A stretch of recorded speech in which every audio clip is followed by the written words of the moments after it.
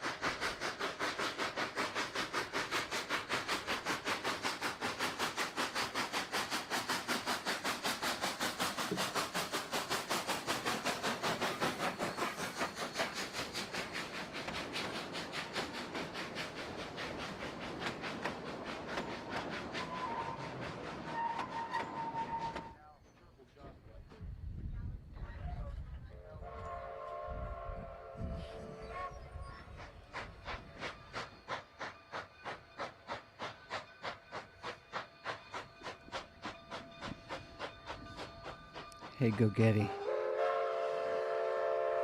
Let me turn the train volume down.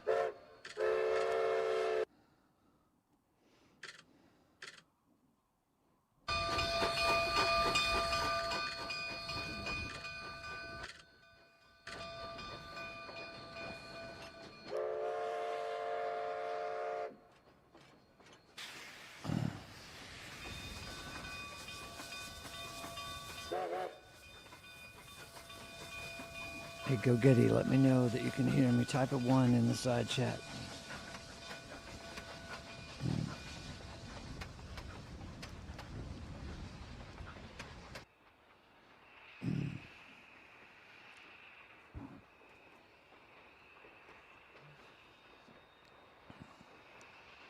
Pixie can hear me, but I'm addressing the Go Getty with his comment because he's aggravated the snot out of me with this idea. Over and over and over and over again. Okay. So, yes, Paul did say in a situation, in a specific context, that women were not to be speaking in the ecclesia. However, Paul has a complete list of women who were his co-workers. You'll find them in Romans 16. You'll find them at the end of Colossians. Is it chapter 3 or chapter 4? Or maybe it's Philippians. Let me check.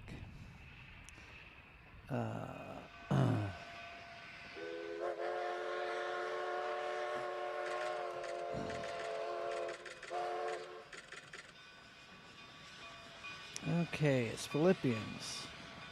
Found it. I'll put it in the side chat and bring it up as a call out just for you. Philippians chapter 4, verse 3. And I am asking you, genuine yoke fellows, be aiding them, these women who compete together with me in the evangel, with Clement also. Clement is another woman. And the rest of my fellow workers whose names are in the scroll of life. So you can't say, Go Getty, that Paul had a blanket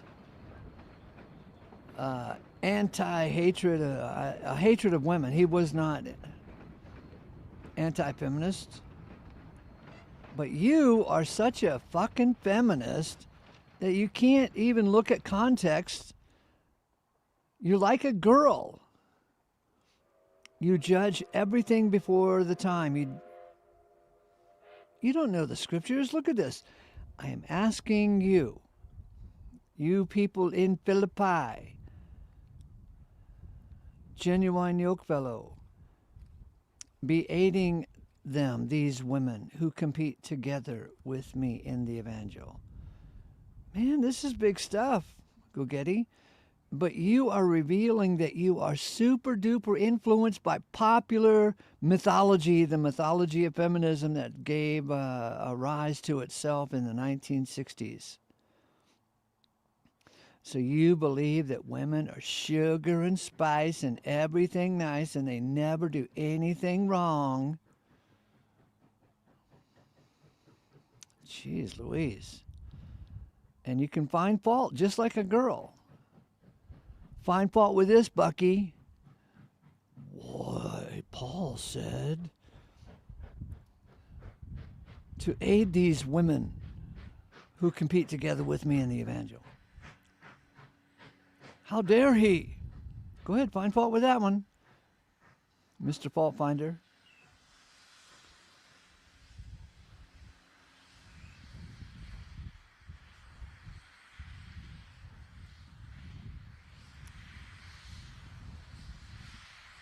Let me flip over to Philippians 4 and see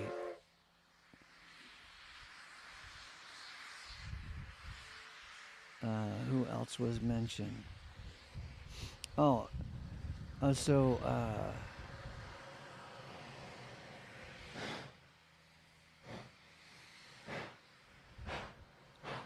he names the women by name. Erodia and Syntyche. Syntyche. I'll put it in the chat for you. It's Philippians chapter 4,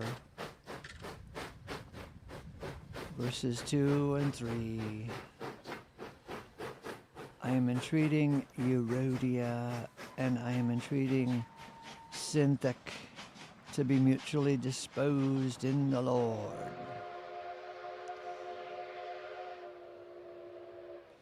To be mutually disposed in the Lord. Two women that Paul gives high praise to. But I guess you could read between the lines. To be mutually disposed in the Lord? What? Are these two women backstabbing each other? I mean, could be. But Gogetti says women are sugar and spice and everything nice and they don't have any problems. And Paul was wrong for saying in certain contexts, don't let them speak in the church. All right, come on. What's going on here? Is the world bigger than you imagined? Is the evangel bigger than you imagined, Gogetti? I mean, is there complexity here? Yeah.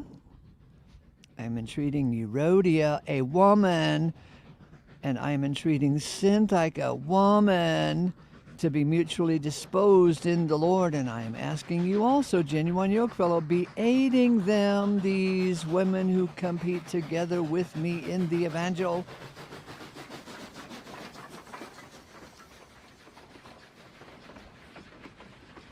How hard will it be for you to unlearn your fucking feminism?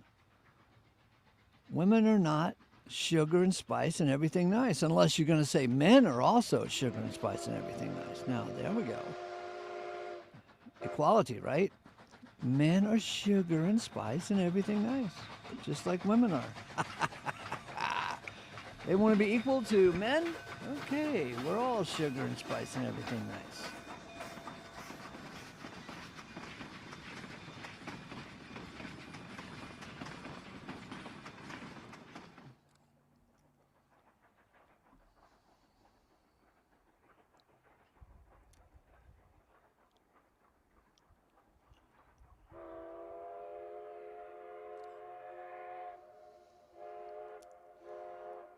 So here, Gogetti says he's just finding contradictions in the Bible. Don't blame me. I'm finding contradictions in the Bible.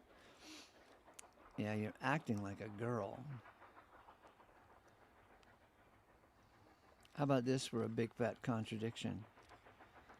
1 Corinthians chapter 4, verse 5 says, judge nothing before the time.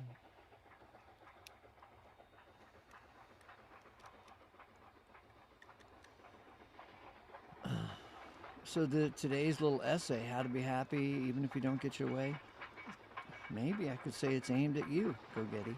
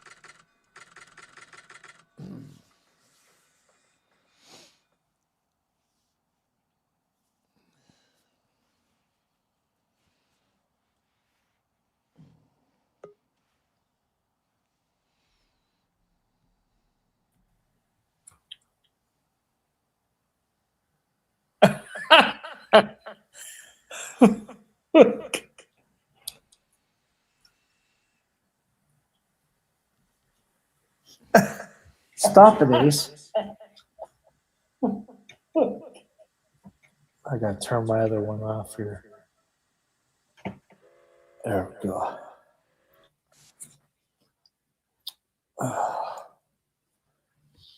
I just got back. I just walked in the door.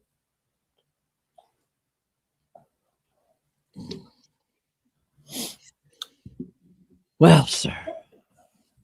Yes, sir. Ace. Yes.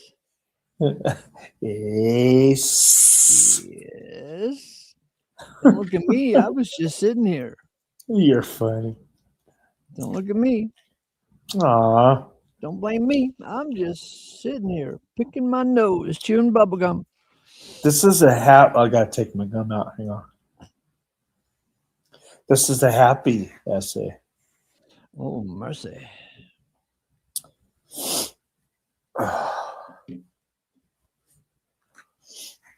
Okay. You just got back from your walk? Did you bundle up for the walk? No, not at all. Was wearing shorts and a hoodie. Oh, It's not too bad out there. The sun. I know the sun is I'm super bright. jealous because it's cold here. It's snowing a bit. Yeah, there's snow in the mountains around us, but not down here on the flats. And after writing this letter for an hour or more, I'm cold and miserable. You got your gloves on? Mm-hmm. No, Okay. not yet. I'm smoking. Oh, okay. That's isn't that the plaid coat that Red got you that time? Mm-hmm. Yeah. That's cool. Mm-hmm. I love that, man. It's like perfect for you. Mm-hmm. Mm-hmm. Yeah.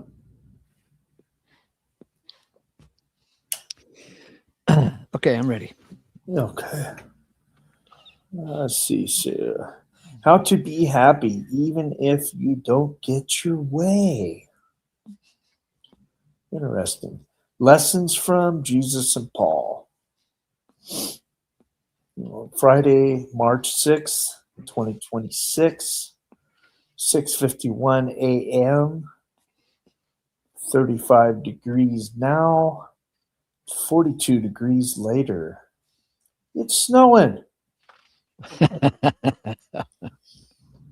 It seems all of life is designed around you not getting your way, dear boys and girls. Everything, number one, everything wants to live. Even a bumblebee wants to live. And yet, God created us to die. Death was passed through onto all mankind. And on all that basis, we all sinned. Romans 5:12. Number two, somehow we all think that if we got our way, we'd be happy. Isn't that a funny thought? It is very funny and very true. But how many examples do we need of this fellow or that gal who got his or her way and still were not happy? Oh my God. Maybe, just maybe, we could have come up with a theory that in order to truly be happy, you must not get your way. And then after much struggle, you get your way. After you learn that your way really is. After you learn what your way really is. Yeah, what your way really is. Number 5. Did Jesus get his way when he showed up taking the form of a slave? Oh my gosh. in the likeness of humanity, being found in fashion as a man way back. See Philippians 2:5-11. I can imagine Jesus in glory way I back. can't imagine. I can't imagine. Can't imagine Jesus in sitting in glory way back and out of nowhere saying to himself, "Hey, I have a good idea. Let's go die."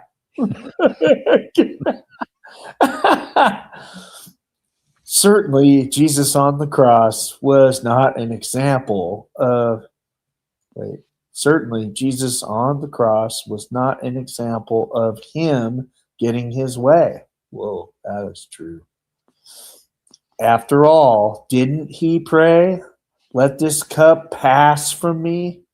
Whoa, that's heavy. Getting your way in this life is not going to happen. Christ getting his way did not happen. After all, he empties himself. Number 4, getting your way and being happy might be two different things, but they also might be connected. And I'm thinking if they are connected by time itself. You see, time is a big deal in the Bible. After all, God created the eons in the sun. Hebrews 1:2. And after all, God will bring the eons to a wonderful conclusion. 1 Corinthians 10:11, Hebrews 9:26. And if you think that getting your way will make you happy, many of us have already learned that it ain't necessarily so. In fact, many of us have learned that if you throw time into the mix, we are glad we did not get our way years ago when we were trying so hard. Like the guy who was speeding down the highway to the airport and slammed his car into the parking space and ran to be on time to catch his flight, only to arrive 1 minute too late. The flight took off without him. He was cursing, and then he saw his flight explode in the air. I had this analogy. Gosh, Ace. Like, I swear, honest to God, I'm not lying. I had this analogy probably 15, 20 years ago. I had the same exact thought going on. That is crazy. Now tell me, is that fella happy to have missed his flight or unhappy to have missed his flight? The flight. Time will tell. I know, I was just thinking, Jesus said, judge nothing before the time. Number 5, do you have to get your way all the time? Can you let the other fellow win upon occasion? I mean, didn't Jesus say to agree with your adversary quickly while you are in the way with him, lest he be taking you to court and you end up in jail? Matthew 5:25. Agree. Agree? How about this for an idea? Agree with them, for they are 10% right. And what the hell do you care if they're 90% wrong? Oh my gosh. I love it. Oh, Ace, you cracked me up. From my own experience, I have found that everyone wants to be heard. Yeah, including me. That's why I'm up here reading this essay. And if you agree with 10% that you can agree with, they feel heard. And they relax on the 90% area where they are wrong. Number 6. Now, this might work if you want to be happy. Instead of making demands, why not have preferences? You go to the ice cream store and they don't have Rocky Road ice cream, which is your favorite, but they have 31 other flavors. What do you do? Oh my gosh. Do you cry? Do you refuse to have any ice cream at all? Do you break the front window's glass? Oh my gosh, do you break the front window glass? Do you refuse to be happy until you get your way? Okay. I got it. How about you go on a hunger strike until you get your Rocky Road? Yeah, they will teach them. Yeah, that will teach them a lesson. They will never forget. Actions have consequences, right? So if you get rid of the demands and have mere preferences, being happy just might be within your grasp. Want to see a difference between demands and preferences? Check out this prayer by our Lord. Not my will, but thine be done. Number 7. How about this for a ministry?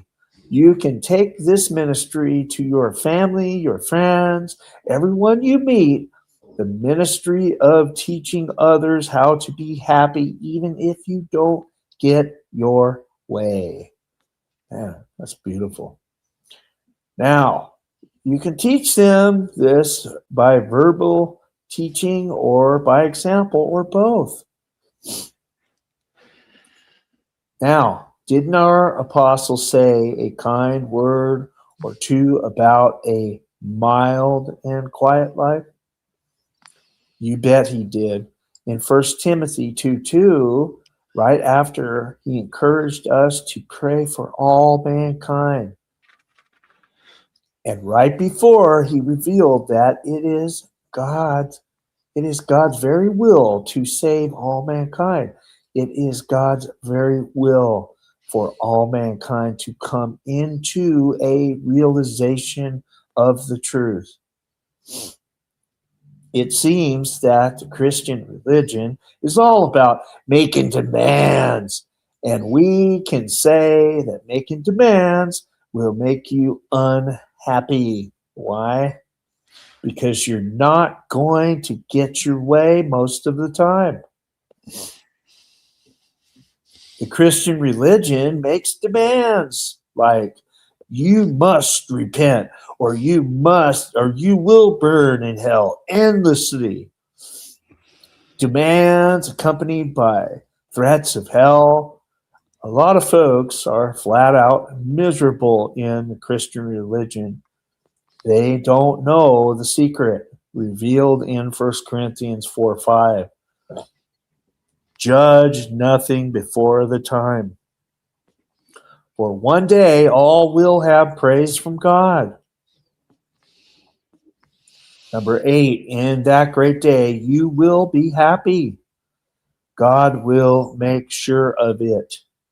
In that great day all will be happy. God will make sure of it. It's a time thing. Judge nothing before the time. God created time. God created all. And all will find their happiness in him. And he will be their all. Did Jesus get his way? Or was the cross his lot? Will we get our way, or will we find ourselves in him? If one died for the sake of all died. 2 Corinthians 5:14. These days, I'm willing to say that our happiness will be to give and bring the laud of the glory of his grace, which graces us in the beloved. Ephesians 1:6. Our demands will melt into God's praise. Our happiness will be in God's glory. Stomping your foot, making demands is so cute when you're 9 months old. But it's not that cute when you have a huge room full of folks, each demanding their own way. Wow, ain't that the truth? But we know from Paul's essays, that it is God's way to bring us all to the end of ourselves. Because God cannot be all in us while we are still full of ourselves. Grace to you, boys and girls, 8:44 a.m. Ace the Reader. Thank you. Yes, sir.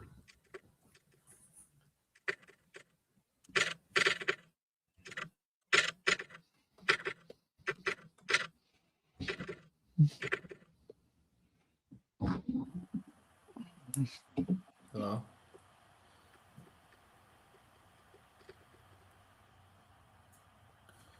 Hello.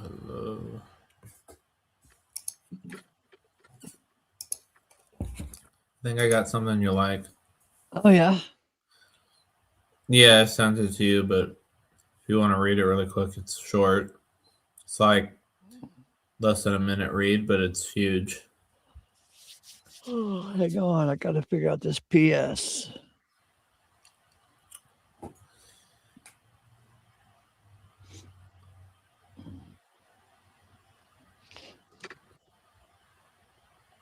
Well, it's huge if you like cool grammar and stuff, new thoughts. But if you don't like new thoughts,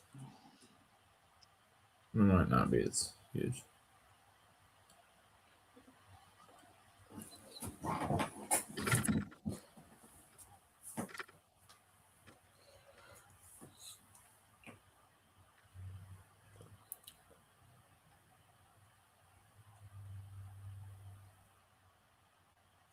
Oh, I had another cool thought yesterday. I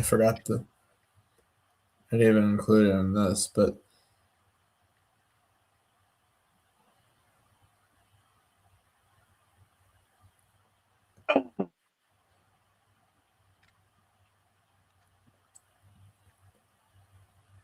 it was about it'll take us down a rabbit hole, so I'd rather show this today. It's about, I'll keep it to myself.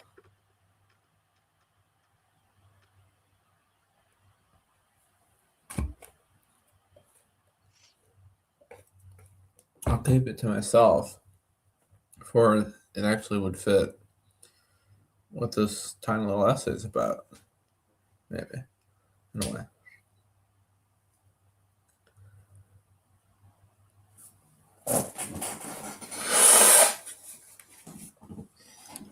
Causer. That's the word you're looking for. Really? Yeah, I don't know. You used the word causer before. Or in your post yesterday.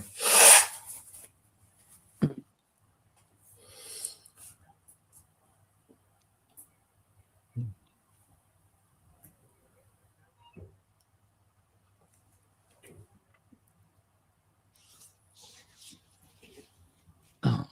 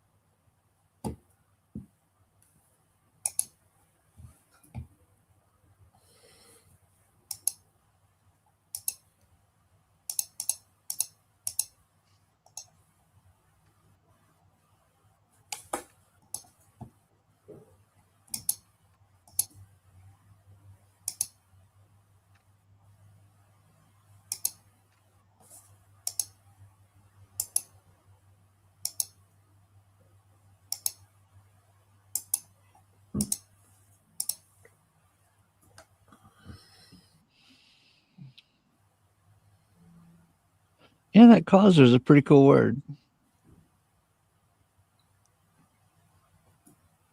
Yeah.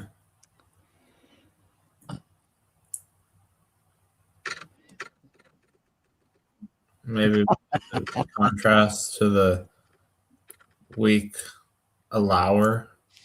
Uh-huh. Okay, I got a pun here. Do you see it? Your unhappiness is of God. You see, God is God. God is God. The subjector. Because, amen. God is the causer because. Get it? See the word cause in the word becauser? Because? Because he is the causer. Yeah. Sorry.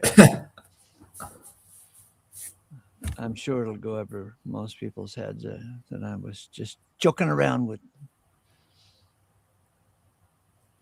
Chiastic structure, maybe. He is the causer because.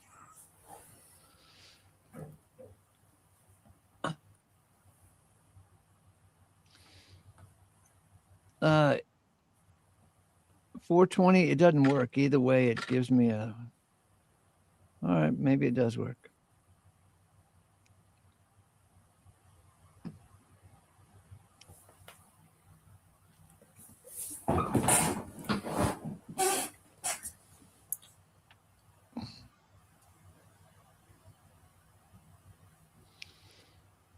Okay, what do you got here? I was just looking at the word secret because it's a cool word. Uh-huh. And it's essentially made up of the word for myth and keep. And a myth is something closed, Yeah. closed thing. Mm-hmm. And this is the word, terion, or is a word for keep. So it's something kept closed, essentially. Uh-huh. And so I was thinking about that. And I just wrote this little thing here. I said, a secret is something kept shut, something kept closed. To secret is to keep shut or to keep closed.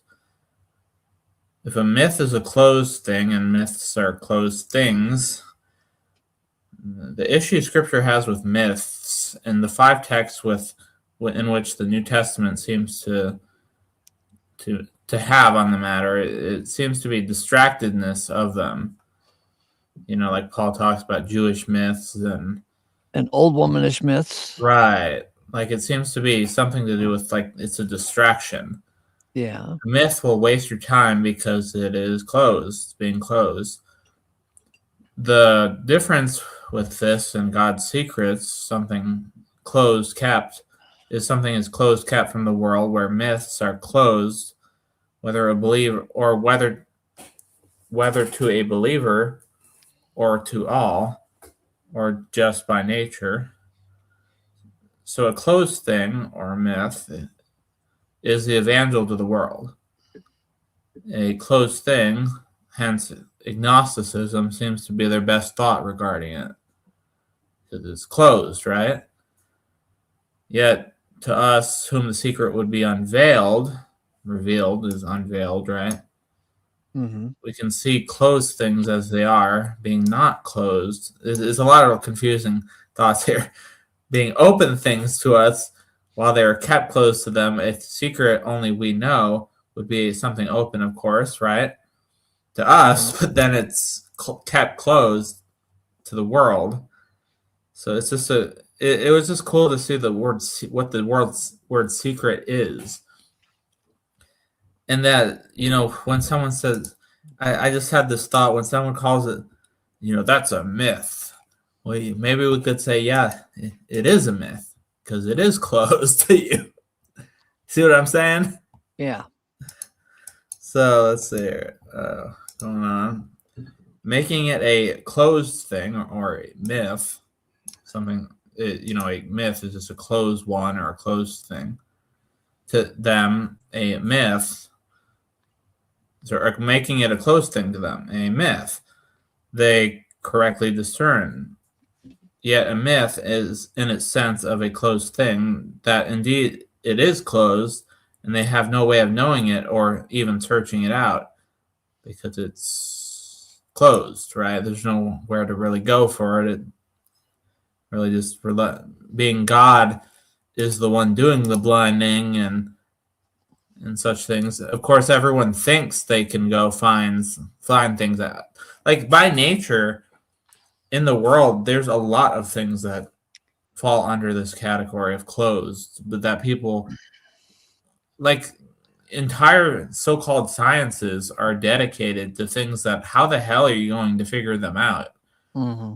You know what I mean? Like you're going to talk about like little details on a planet far, far away. Like that's not realistic, right? Like it's closed. Do you see what I'm saying? Like, Yeah. it's just not a realistic thing to figure out. Well, so is God's secrets. Hence, because God is God, you can't figure them out unless God reveals it, right? Mm-hmm. And so, but God reveals closed things. If God reveals closed thing or things to someone, then it is to that one a secret of God, a closed thing, or a closed thing kept of God.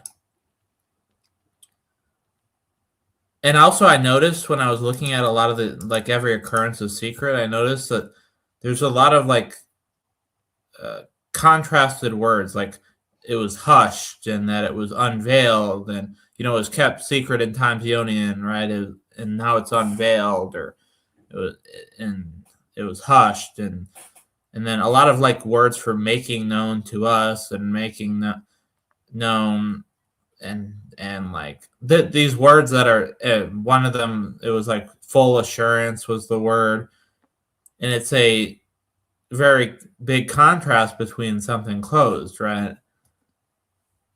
Mm-hmm. And what makes this so cool, of course, is people like don't realize the value of secret knowledge a lot of the time, like in any category. Like the more I've thought about this kind of stuff, the more I've seen how this stuff is valuable in even other categories of life that have nothing to do with this.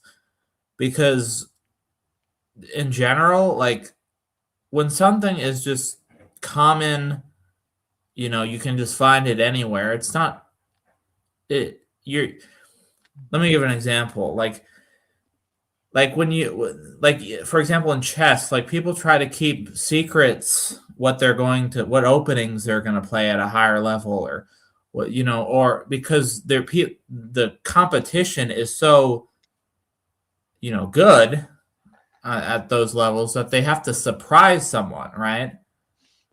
Or in other games too, this is like poker and thing that people would be better off to have something, an edge that was kept secret from someone else at a higher level of such things. And you think about, there's a lot of things where this whole thing, everybody knows that everybody knows kind of idea, right? Mm-hmm. Everyone knows that the Bible teaches the Trinity, right? Everyone knows that that Yeah. hell exists in the Bible. Everyone knows. Yeah. Everyone knows that everyone knows, even, right? Yeah. But the more you realize these things are really secrets by nature, the more things start to make sense too. Like the whole, of course, it's the same thing. In the wisdom of God, the world through that wisdom doesn't know God. Oh, I love that passage. Yeah, and then of course it contrasts Jews, Greeks, and them called, of both Jews and Greeks. And calling would be what? God, and that would be something about secrets again. Uh-huh. 1 Corinthians 1. 1 Corinthians 1:21. Yeah. 1:21. In the wisdom of God, the world does not know God. Isn't that a cool wisdom? Yeah, through and people, it's just shocking. Like it was shocking to me even after I believed. I admit, like when you said it, I was like, oh man, that sounds like it, when I first heard it, like it was like months and months after I believed the truth of the evangel, but it still was shocking to me when I first heard you say it. Like it was like 7 months or something after I had already believed the truth about. In other words, you never heard. Still sounded so shocking. In other words, you never heard a Baptist preacher preach on 1 Corinthians 1:21. Certainly not, and definitely not if it was to be read as it said. You know, they probably. I don't know. I can't even imagine how they could read, but I don't even know how they could even try to twist it, honestly. But they find when everything's reduced to this sound bad and this sound good, anything's possible. Because really, like Baptist religion and Christian religion, it's this sound bad and this sound good. Like there's no understanding there. It's just all brute animal, like emotions to text that they can't understand. And I can testify that that's the case because I was in it. I spent hours and hours upon hours and hours upon hundreds and thousands of hours trying to understand things. And the first thing I started with was I went through the Bible, New Testament over and over and highlighted things that this sound bad. And whatever this sound bad to, I tried to figure it out, but I couldn't see it. And I would write, hundreds of pages on the because this sound bad. I got to figure it out. This sound bad. TLDR, or too long didn't read. To the world it is closed, and to believers it is opened, and a closed keep or a secret which only God can reveal is a secret which a closed keep which only God can reveal is a secret which God can only reveal. And a secret it's a secret to them or to the world and kept closed. Therefore, it is kept a myth to whomever it is not revealed to. So I just thought that was the kind of the cool conclusion of the matter is that when they say it's a myth, as far as mythos, or that it is closed to them, is it not? It's kept close to them, so it is kept a myth to them. What does TLDR stand for? Too long didn't read. Oh, didn't read. It's like a sum it up. Okay. Like if I had to sum up what was written here, let's sum it up there. And then the rest is just some AI. Or no, I wrote this part, but that was just kind of, or this part too, but that was just kind of the start of what I was thinking about. And then I wrote random AI junk below. It kept confusing the word I was asking for 2 times, even though I had asked for it by the Strong's Concordance number. All I did was type in G and then the 4,000 something, the exact concordance number, and it still couldn't figure out what I was asking. It knew I was asking for a Strong's Concordance number, but twice over, it confused it with another word. In fact, the 3rd time it did too, the one I copied, but it at least understood the root of what I was asking for that time. So I never actually got it to answer. If you want to become a Christian, ask ChatGTP. Yeah. What you must do to be saved, and ChatGTP will lead you to Christ. Yeah. Look, Christians don't even have to do anything. They can just say, "Oh, you want to be saved? Go to ChatGTP and ask." Yeah. This was the 3rd time I said wrong. I said wrong again after the 2nd time. All I did was type in, the Strong's. I didn't ask it any complicated question. I just gave it the Strong's number. I guess this is the one. I know whatever one I gave it, it's the correct one.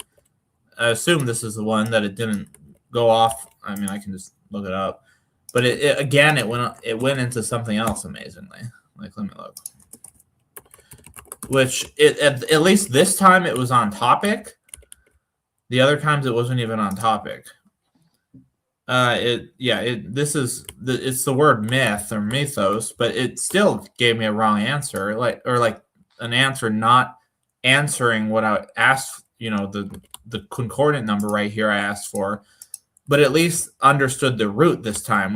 But it gave a verb of to close, as opposed to the word myth, which again is not the actual Strong's concordance number. So it answered thrice wrongly, but I like the third answer at least had something on topic, so I just dropped it in this thing below, and that was that.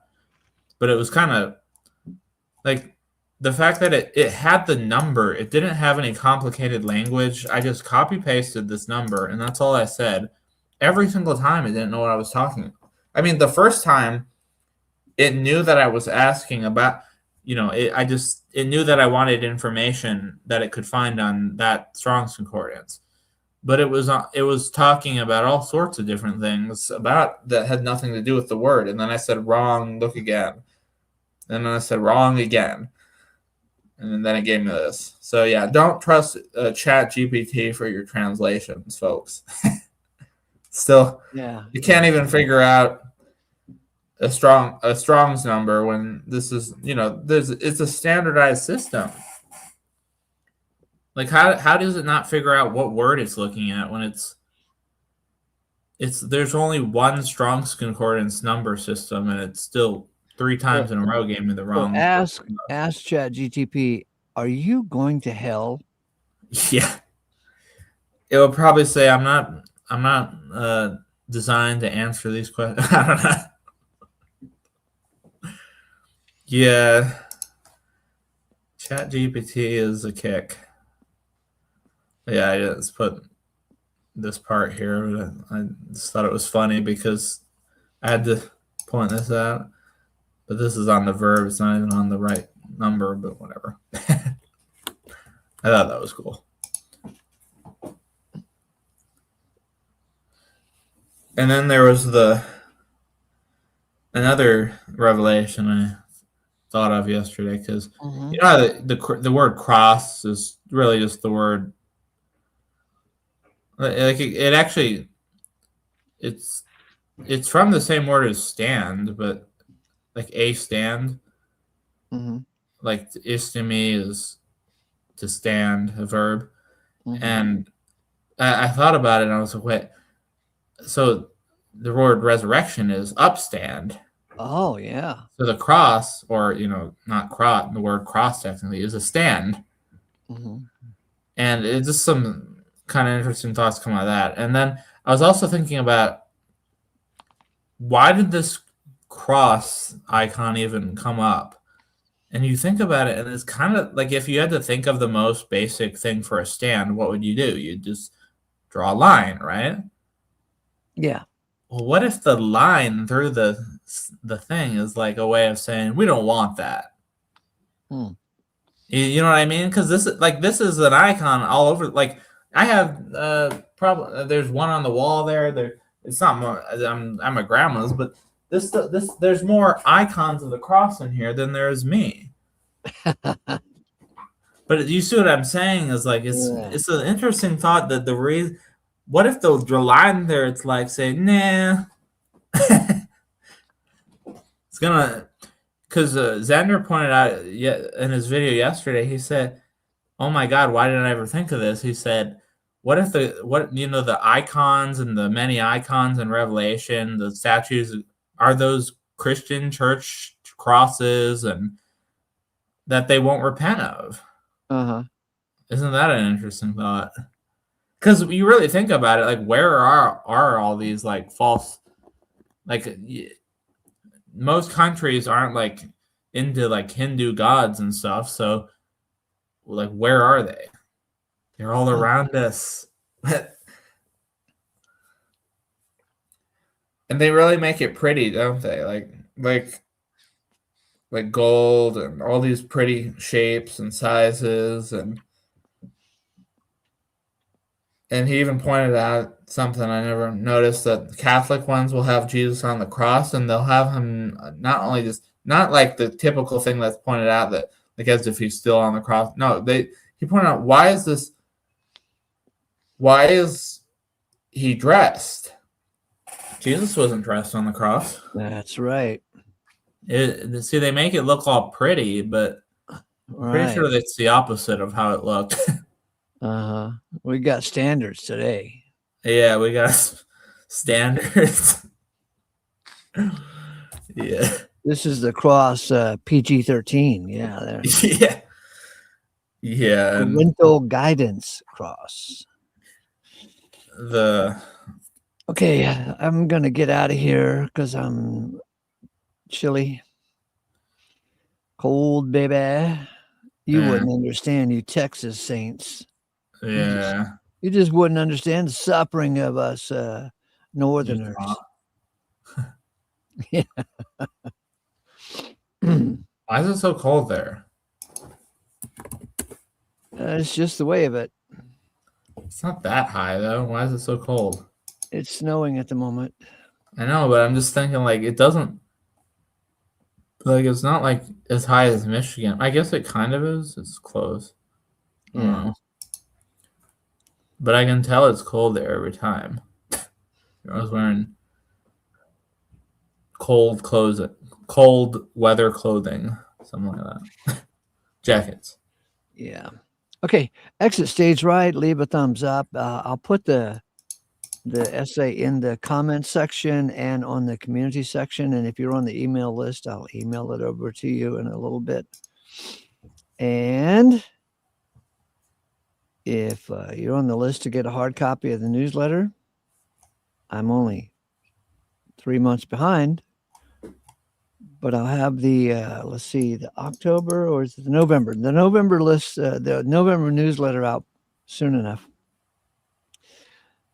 Thank you so much for any encouragement that you give me. And thank you for being a jackass, like our usual favorite jackasses. We need them. Grace to you. Bye for now. Am I a favorite jackass?